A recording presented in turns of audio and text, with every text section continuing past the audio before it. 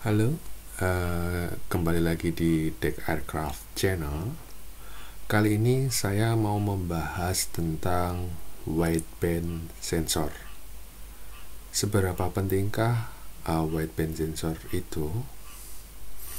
Jadi yang menggunakan ecu, baik itu ecu pabrikan bawaan mobil atau ecu yang standalone, atau bahkan yang ecu yang diperuntukkan untuk racing, peranan sensor wideband ini sangatlah penting apabila digunakan untuk tuning. Jadi meskipun itu ecu pabrikan dari mobil, tapi apabila tidak punya wideband sensor, ya nggak bisa buat tuning. Karena fungsi wideband sensor ini untuk membaca campuran bahan bakar antara bensin dan udara. Nah, kita analisa dulu ya perbedaan wideband sensor. Wideband sensor.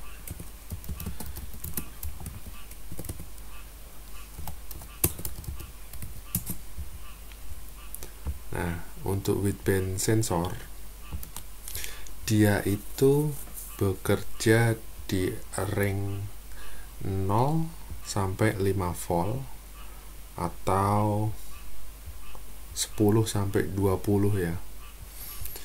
Jadi saya carikan gambarnya dulu. Ini saya langsung aja, nggak ada persiapan bikin video. Saya carikan gambarnya yang mudah dipahami, yang untuk wideband sensor. Sebentar.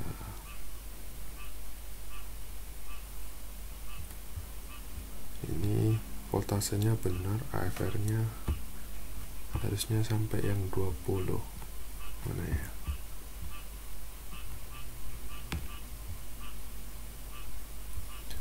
Fill ratio nya wideband sensor range. Nah, ini aja yang enak. Nah, kecil gambarnya.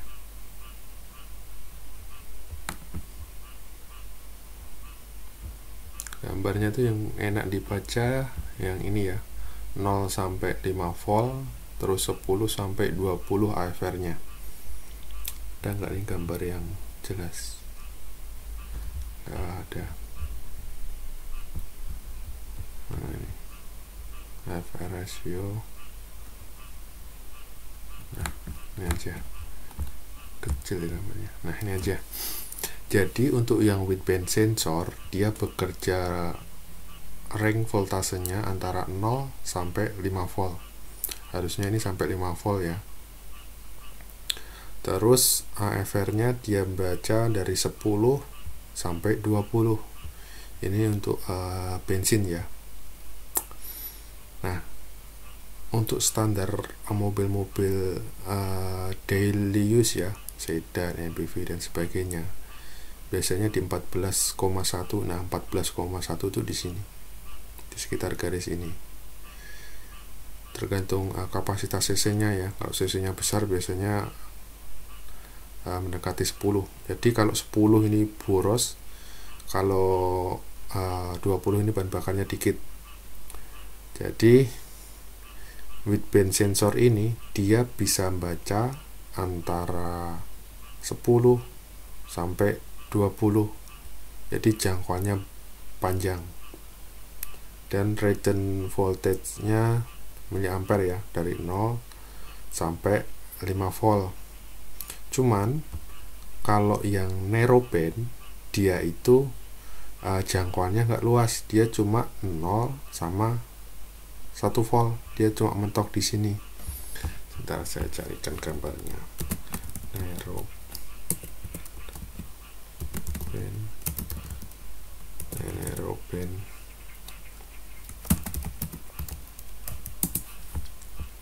Mana ya?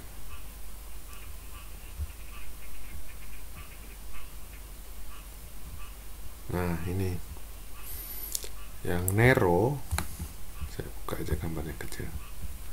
yang narrow band dia itu maksimal cuma 0 sama 1. Terus yang wideband dia 0 sampai 5 volt.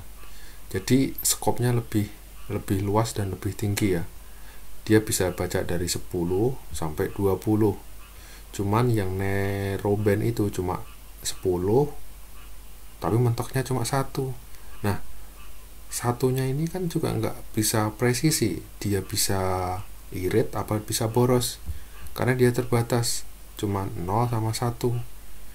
Kalau dia 0 terus dia ada di 12 berarti boros. Terus kalau apabila dia 1 terus masih di 12 dia juga boros juga. Cuman returnnya ini sangat terbatas antara narrow sama wideband. Dari grafiknya lebih luas yang wideband, jadi mau tuning di 14 misalnya 12,1 dia targetingnya di 12,1 mau return voltage nya misalnya ini garisnya 12 terus dia returnnya 1,5 berarti kan dia di sini lebih luas daripada yang ini narrow, karena yang narrow cuman mentok cuma 1. Jadi di tuning pun ya nggak bisa maksimal. Mau dibuat boros seboros-borosnya pakai narrow dibaca sama sensor wideband ya tetap dianggap kekurangan bahan bakar karena dia maksimal cuma 1. Nah, ada nggak sih pabrikan mobil yang ngasih wideband sensor? Sebenarnya ada, cuman sangat dan hampir jarang. Karena pabrikan kan pertama dia ngikutin standar emisi gas buang ya. Dia dipukul rata 14,1. Nah, kalau wideband dia kan bisa luas, mau 12, mau 17 bisa, dan skopnya juga lebih luas. Otomatis powernya antara wideband sama narrow ini sudah sangat berbeda sekali ya. Walaupun mesinnya sama-sama standar, tapi kalau dia tuningnya bisa mainin di widebandnya, powernya bakal dapat. Cuman kalau tuningnya pakai narrow ya nggak akan dapat. Itu kembali lagi ke pabrikan. Pertama dia ngikutin rule emisi gas buang, dan pabrik mobil itu jualan mobil kan diperuntukkan untuk daily use, bukan untuk race, bukan untuk balapan. Kelasnya kan untuk daily use, entah sedan, MPV, SUV dan sebagainya. Makanya ya powernya segitu-segitu aja, diperuntukkan untuk daily use. Masa mau berangkat ke kantor mau lari 200 km per jam kan nggak mungkin. Beda cerita kalau mobilnya sport car, entah hypercar atau apa, udah beda cerita. Cuman untuk pabrikan pasang narrow alasannya itu ya karena mereka jualannya untuk daily use, ngapain dipasang wideband sensor. Nanti yang ada di jalan raya banyak yang kecelakaan karena mentang-mentang powernya dapat, akselerasinya dapat, speednya dapat.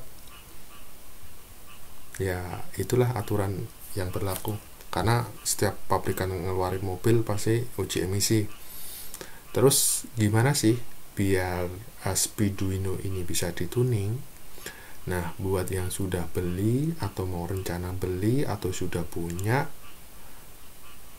itu untuk masalah tuningnya pakai narrow bisa nggak? Pakai narrow bisa, cuman itu tadi jadinya kayak mobil standar, seperti motor standar, karena udah di lock sama wideband sensornya. Mungkin kalau pernah pernah dengar banyak bengkel yang ngakalin wideband narrow bandnya dikasih resistor. Tujuannya resistor kan basicnya kan dia menghambat ya, harusnya dia ngeluarin 1 volt ternyata dipasang resistor 1 kilo, otomatis dia kan 0,6 dianggap boros, makanya powernya agak ada perubahan dikit lah. Itu cara main curangnya. Namun ada masalahnya. baik wideband sensor dan narrowband ini nggak bisa dipasang di Speeduino secara sambung kabel langsung, nggak bisa. Saya cek dulu ya, soket O2 sensor narrowband, soket sensor. Kalau wideband soketnya lebih banyak ya. Wideband itu ada heaternya juga, walaupun yang narrow ada heaternya juga. Mana yang kelihatan? Sebentar, wideband, narrowband, pin out. Nah ini dia cuma sinyal low, sinyal high, heater juga ada, ignition, tergantung tipe kendaraannya, ada yang 12, ada yang berapa. Dia 1, 2, 3, 4, rata-rata kalau narrow 4 pin, narrow itu 4 pin. Ini juga narrow. Terus yang wideband tuh komplek, ada sensor suhunya. Wideband mana wideband? Jadi nah ini 1, 2, 3, 4, 5, 6, rata-rata wideband tuh 6 pin. Kalau narrow pasti 4 pin. Terus beberapa waktu lalu ada yang nanya juga, kalau bedanya yang upstream sama downstream itu sama aja, itu narrow. Apapun yang asli mobil itu pasti narrow, walaupun itu ada 2, ada 4, ada 10, itu sama aja narrow, karena dia dipasang lebih dari satu, tujuannya untuk ngoreksi. Ya harapannya pabrik semakin banyak sensornya kan semakin ngirit, karena ada auto correctionnya di situ. Biasanya dipasang di header sama di belakang. Yang kalau di depan di header itu masih tinggi koreksinya, maka dikoreksi sensor belakang di belakangnya lagi. Tujuannya kan seperti itu. Nah, untuk yang wideband rata-rata ada 6 pin. Ada heater, ground, sinyal, terus bisa mana ya yang ada detailnya nih. Nah, ini ada referensinya ya, kalibrasi untuk resistor, heater positif, heater negatif. Ini ada pump cell negatif, pump cell positif, kalibrasi resistor, referensi cell. Ini kabelnya kan 6. Terus yang narrowband kan 4. Sedangkan yang dibutuhin Speeduino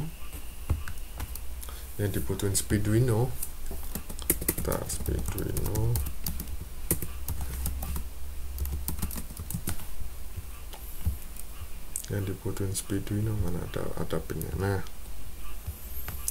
yang dibutuhin Speeduino itu cuma pin 21, cuman 1 pin. Nah, itu masalah lagi. Sebelum kita masuk ke permasalahannya, cara ngonekinnya, kita cek dulu. Kita cek pakai Shopee ya. Kita cek harga wideband sensor. Jadi sekali lagi ya, buat yang mau pakai ecu standalone, entah itu Speeduino, Haltech, Motec dan sebagainya, semua ecu tidak PNP, harus kita sesuaikan sendiri. Nah, ini di sini ada wideband sensor. Ini KW semua ya. Saya nggak jelekin tokonya atau apa ya, menjelekan atau apa. Saya cuma mau ngasih tahu kalau dijual di sini rata-rata hampir AKW. Ini kan dari luar negeri nih. Ini harga 400, aslinya tuh nggak segini. Gimana dong kalau pakai yang wideband harga segini 400? Terus di sini ada yang di Indonesia harga 1 juta atau berapa? Terus terang saya nggak bisa konfirmasi ya, entah itu asli apa enggak. Yang jelas kalau dari situs aslinya Bosch itu harganya nggak segitu, hampir 3 kali lipat. Kadang pun saya beli di toko offline, bakulnya juga bilang, "Mas, ini asli apa?" "Asli, Mas." Tapi saya nggak apa ya, langsung percaya, karena kalau nggak dicoba nggak akan kelihatan. Kalau yang biasa tuning pakai wideband sensor, beli yang harga 400 sama beli yang harga 3 juta, walaupun itu mereknya sama, tipenya sama, entah itu KW atau orisinil, berasa banget ketika tuning. Delaynya bakal berasa. Jadi kalau yang mau beli,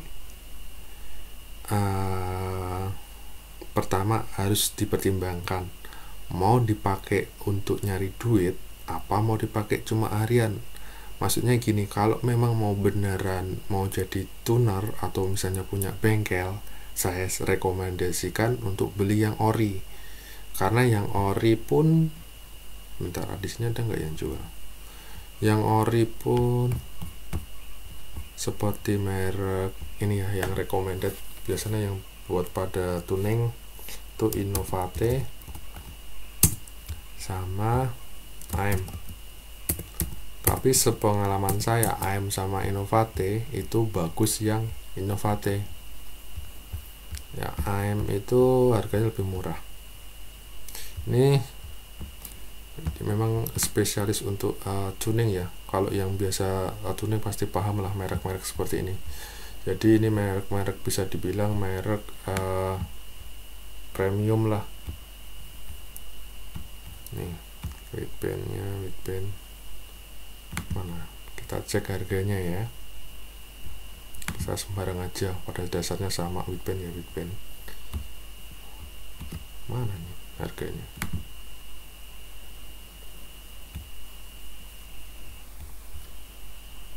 Oh ini harganya. Kalau Widband-nya AM ini dapat sensor gate, Widband controller. Nah ini bisa dipakai. Anggap aja ini $9 itu apa nih? Controller dia hanya controllernya doang. Nah apa sih fungsi controller? Fungsi controller itu tugasnya untuk ngonvert. Secara sederhananya ini kan soketnya ada 4, ada 6. Nah sedangkan si Arduino ini butuh 1, jadi kita butuh namanya sensor controllernya ini harganya $10. Ini yakin nih $10, harusnya nggak segini lah. Ini Widband Aver Sensor Controller Accessory Kit, harusnya itu rata-rata harganya hampir 20-an. Nah kok ini kok murah. Ini dapatnya sensor. Nah anggap aja ini yang murah AM ya, 2196 USD 3DR 196 itu berarti ini belum ongkos kirim ya. Ongkos kirimnya ke Indonesia itu rata-rata berapa? Kita coba check out ya. Kita coba check out mana nih? Apa ini? Sorry, Widband UK sensor.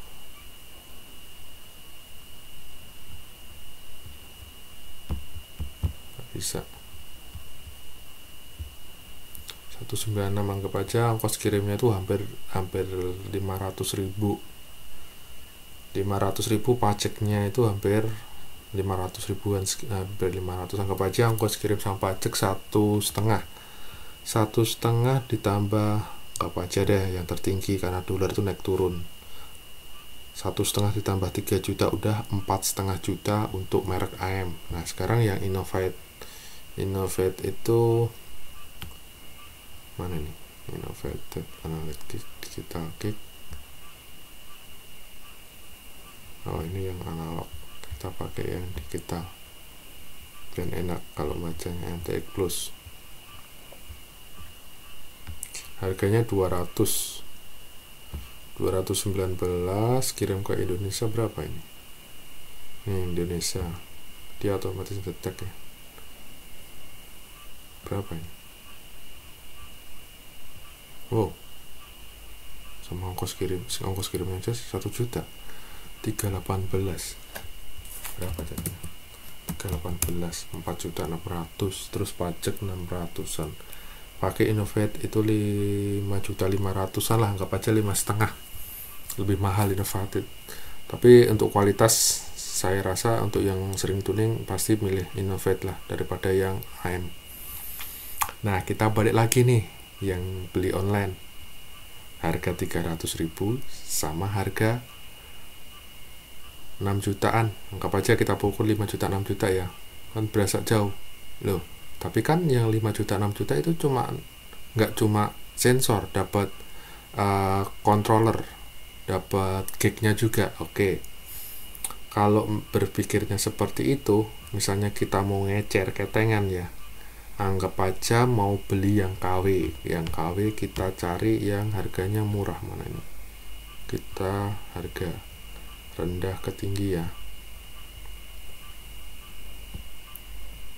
sensor bongnya ini ke tinggi ya, anggap aja ya dapat harga 400, tapi ini nggak tahu ya kualitasnya dia seperti apa. Kalau mau nyoba ya silahkan, misalnya anggap harga 400. Nah ini butuh controller supaya bisa dibaca, 400.000 ya harga, anggap aja 400.000. Nah kita butuh controller namanya wideband controller. Nah ini saya bilang tadi dia kan 6 pin, yang dibutuhkan cuma satu, jadi yang diambil cuman linernya. Kenapa liner? Liner ini widebandnya, wideband linernya ini, voltage range-nya ini dia kan 0 sampai 5 volt.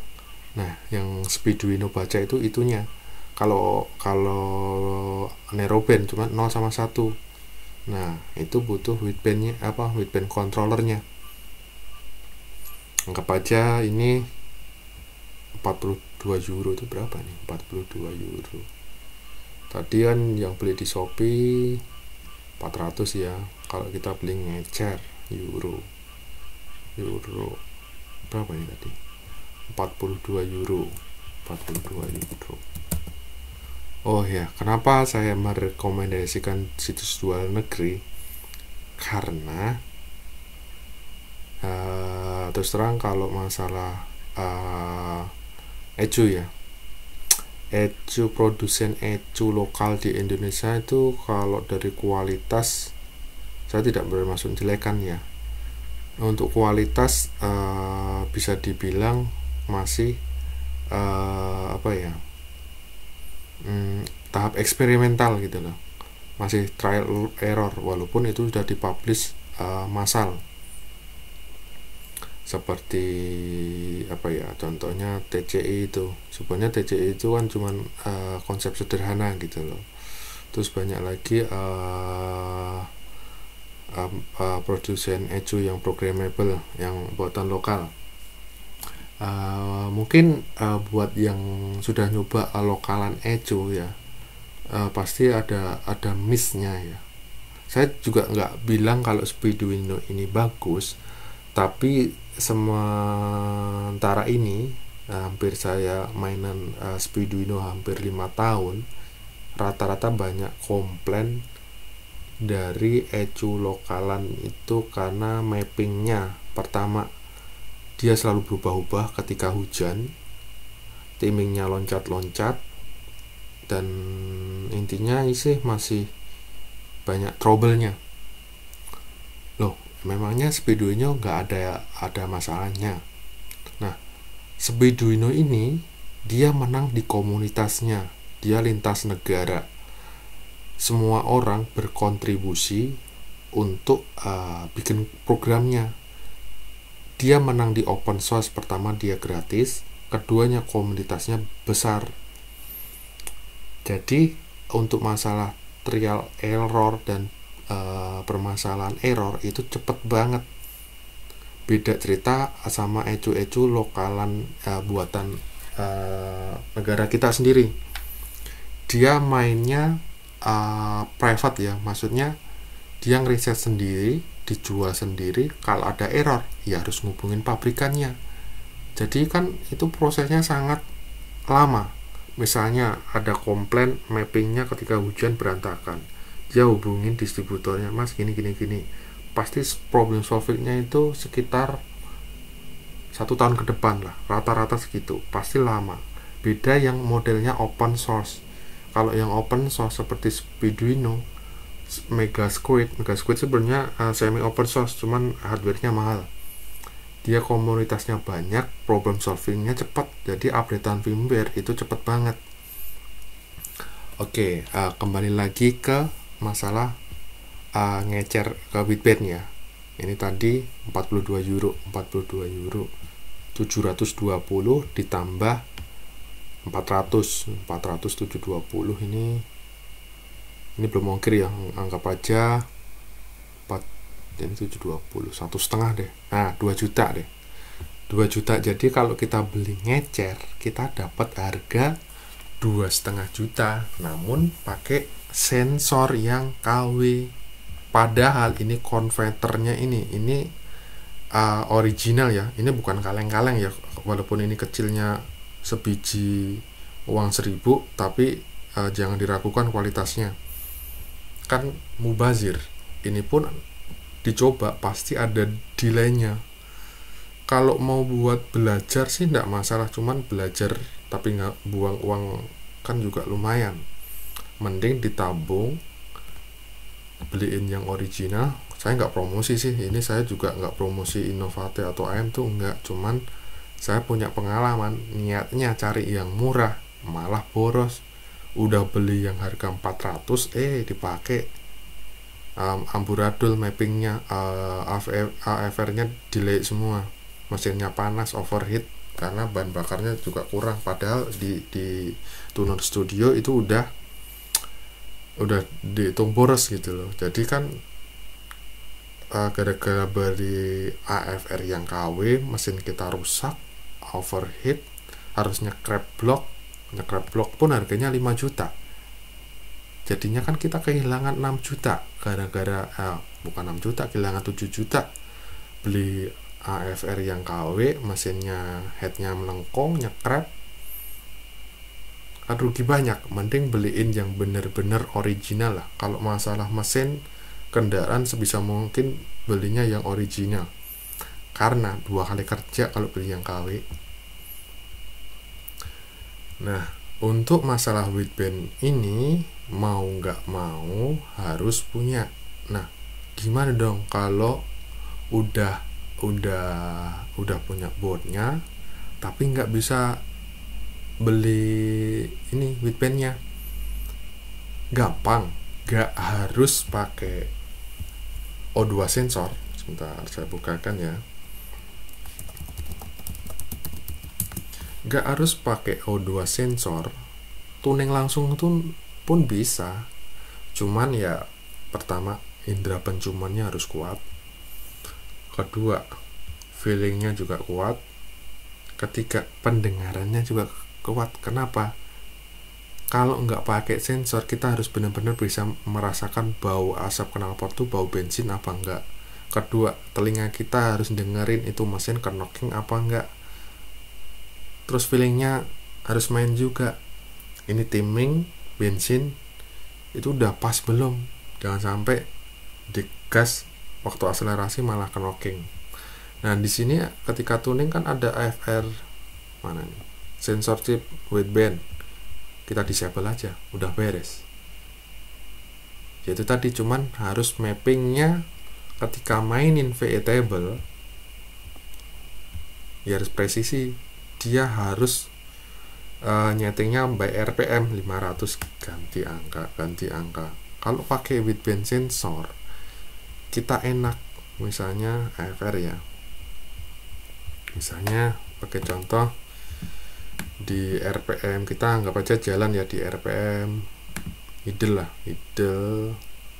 segini, idle RPM 900, dia dapat VE 58. Nah 58 kan bisa tahu, 58 AFR nya 14,7, masih aman. Terus ketika kita main di 1400, 61 di sini berapa? Ternyata 12, berarti boros. Kita naikin FE nya jadi naik, ganti 80. Ganti 80 ternyata jadi di sini jadi naik lagi. Nah kita enak gitu loh buat tuning, kita bisa lihat kanan kiri, ketika ini saya rubah AFR nya berapa gitu, bisa kelihatan. Cuman ketika tuning itu ada 2 versi, kita mau target AFR atau mau target VE table nya. Kalau mau target AFR, jadi kita harus nentuin dulu di sini ketika RPM 4000 7000 itu bensinnya mau boros apa mau di hemat gitu loh. Biasanya untuk yang main daily use, dia target bahan bakar dulu. Oh, aku pengen buat harian. Ketika aku harian tuh biasanya buat pergi ke kantor, misalnya jalannya enak, lari 60 km per jam, anggap aja berarti di gigi berapa, di gigi 4 atau 5 itu otomatis RPM berkisar antara, kalau 3000 nggak mungkin, 2000. Nah 2000 dia lari di 2000 RPM, terus karena dia posisinya stable ya, berarti mapnya rata-rata di angka 60-an biasanya ini. Nah di sini kalau buat berangkat kerja nggak aja seperti ini. Nah dari angka ini 13,714, nah ini masih tergolong masih hemat. Nah kalau mau buat tenaga ya kita turunin ke arah 12. Nah kalau dari baca grafik ini, ketika RPM mana nih, idle 14,7, idle kan di sini nih. Nah idle kan rata-rata di sini. Idle ya nggak usah diborosin, ngapain, mau cuma mesin nyala aja, bensinnya harus boros kan nggak guna. Makanya idle di sini. Terus ketika starter kan berarti vakumnya kan belum nyedot, biasanya di sini. Nah kenapa di sini boros? Ya biar cepet hidup mesinnya. Karena kalau di sini ngirit ya nggak, di starter nggak langsung nyala, apalagi posisi dingin. Nah ini disesuaikan sama lingkungan ya, lingkungan kita tinggal, kita di gunung, di pantai, di tengah sawah atau di mana, ini disesuaikan. Jangan sampai kita tinggalnya di atas gunung tapi ininya dibuat ngirit, yang begitu di starter nggak bakal nyala. Nah ketika dia RPM 7000, otomatis kan kendaraan tuh lari, kalau buat lari nggak mungkin deh 7000 itu buat lari, gigi ini gereng banget pasti. Buat lari itu lari 200, semakin kencang larinya itu otomatis vakumnya berkurang ya, anggap aja main di sini. Nah kenapa tadi ketika starter kok dibuat boros, tapi kenapa waktu RPM tinggi juga dibuat boros? Tujuannya apa? Di sini biar nggak overheat, karena itu mesin RPM putaran tinggi. Karena itu mesin putaran tinggi, makanya dibuat agak boros biar mesinnya nggak panas, powernya dapat, mesinnya sehat, performanya, akselerasi juga dapat. Nah itu tadi yang saya bilang masalah feeling. Jadi kita harus feelingnya harus main bener lah untuk tuningnya. Kapan akselerasi, kapan engine brake, kapan dia cruising dan sebagainya. Nah kalau udah target AFR, balik lagi ke VE table-nya. Nanti bahan bakarnya bakal kelihatan dia dapat apa enggaknya. Nah untuk masalah wideband sensor itu peran dan pentingnya ada di situ. Cuman kalau nggak pakai apa-apa, baik Nero atau apa-apa, AFR-nya nggak jalan. Jadi kita mainnya full di sini. Saya sarankan justru nggak usah pakai wideband sensor, karena ilmunya malah dapat di situ. Kita bisa tahu, skillnya malah dapat di situ. Karena nanti kalau langsung pakai wideband sensor itu kesannya jadi manja. Oh ini boros, oh ini ngiklik karena keborosan, oh ini ngiklik karena kekurangan bahan bakar. Jadi ya cuman ngeliatin angka naik turun, nggak dapet feelingnya.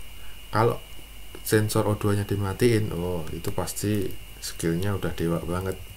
Karena tanpa sensor O2 hidungnya dan nyium ini bahan bakar kurang, oh ini knalpotnya panas banget, kayaknya overheat ya, dan sebagainya. Nah saya saranin nggak usah khawatir, nggak harus beli wideband sensor tuh, nggak usah, nanti aja. penting sih penting, tapi nggak usah dicoba, maksudnya nggak usah dicoba beli gitu loh, langsung tuning aja.